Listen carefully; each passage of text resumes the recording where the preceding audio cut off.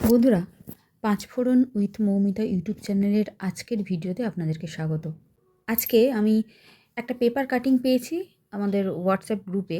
এবার সেটা কবেকার কী বৃত্তান্ত আমি কিছুই জানি না, এবং না জানা সত্ত্বেও পেপার কাটিংটা পড়ে আমার যেটুকু মনে হয়েছে সেটুকুই আপনাদেরকে জানানোর জন্য এই ভিডিওটি করছি।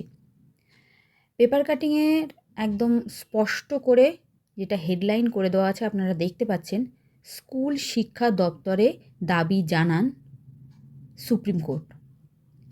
মানে সুপ্রিম কোর্ট বলছে স্কুল শিক্ষা দপ্তরের দাবি জানান। এখন এই দাবিটা কে জানাবে, কেন জানাবে, কবে জানাবে, সেই সমস্ত বিষয়ে কিছু তথ্য এই লেখাটার ভেতরে দেওয়া আছে, সেটা আপনাদেরকে পড়ে শোনাই। পূর্ণ সময়ের শিক্ষকদের সঙ্গে সামঞ্জস্য বজায় রেখে বেতন কাঠামো চালু করার মামলায় রাজ্যের পার্শ্ব শিক্ষকদের স্কুল শিক্ষা দপ্তরের সচিবের দ্বারস্থ হওয়ার নির্দেশ দিল সুপ্রিম কোর্ট। আজ শীর্ষ আদালতে বিচারপতি বিক্রম নাথ এবং বিচারপতি সন্দীপ মেহতার বেঞ্চ জানায়, সেই সাক্ষাতের ভিত্তিতে আগামী 4 মাসের মধ্যে সংশ্লিষ্ট কর্তৃপক্ষকে সিদ্ধান্ত নিতে হবে। ফের তাঁদের সুপ্রিম কোর্টে আসতে নিষেধ করে দিয়েছেন বিচারপতিরা। সুপ্রিম কোর্ট জানিয়েছে, আগামী 6 সপ্তাহের মধ্যে নিজেদের সমস্ত অভাব, অভিযোগ, দাবি দাওয়া নিয়ে পার্শ্ব শিক্ষকদের স্কুল শিক্ষা দপ্তরের সচিবের সঙ্গে সাক্ষাৎ করতে হবে। প্রতিনিধির ভিত্তিতে পার্শ্ব শিক্ষকদের দাবি শুনতে হবে স্কুল শিক্ষা দপ্তরকে, এবং তাঁদের বক্তব্য শোনার পর একটি যুক্তিসঙ্গত নির্দেশিকা পাশ করাতে হবে।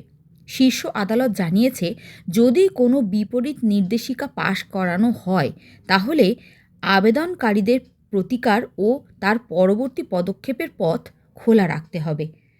এটা পড়ে যেটুকু বুঝলাম, কে কবে কোথায় এই মামলাটা করেছে সে সম্পর্কে কিছু বোঝা যাচ্ছে না যদিও, তবে যেটুকু বুঝলাম সেটা হচ্ছে সুপ্রিম কোর্টের বিচারপতি বিক্রম নাথ এবং বিচারপতি সন্দীপ মেহতার বেঞ্চ থেকে এইটা জানানো হয়েছে যে স্কুল শিক্ষা দপ্তরের সচিবদের দ্বারস্থ হতে হবে, আমরা যাতে আমাদের ন্যায্য দাবি দাওয়া পেতে পারি। পার্মানেন্ট টিচারদের সঙ্গে একটা মোটামুটি সামঞ্জস্যপূর্ণ একটা সম্মানজনক ভাতা যাতে বৃদ্ধি হয়, সেই সম্পর্কে যেন আমরা ওই স্কুল শিক্ষা দপ্তরের যিনি সচিব আছেন তার সঙ্গে একটা সাক্ষাৎকার করি, এবং সেই সাক্ষাৎকারের মধ্যে টাইমও দিয়ে দেওয়া হয়েছে 6 সপ্তাহ। 6 সপ্তাহ মানে 1.5 মাস, তাই তো? কেসটা কে করেছে, কারা করেছে, সেই সম্পর্কে কিছু লেখা নেই, কারণ বুঝতে পারছি না। জাস্ট এটা পেলাম, আপনাদেরকে জানানো আমার কর্তব্য মনে করলাম, তাই জানিয়ে দিলাম। ভিডিওটি ভালো লাগলে আপনারা লাইক, শেয়ার, কমেন্ট করে চ্যানেলের পাশে থাকবেন। নমস্কার।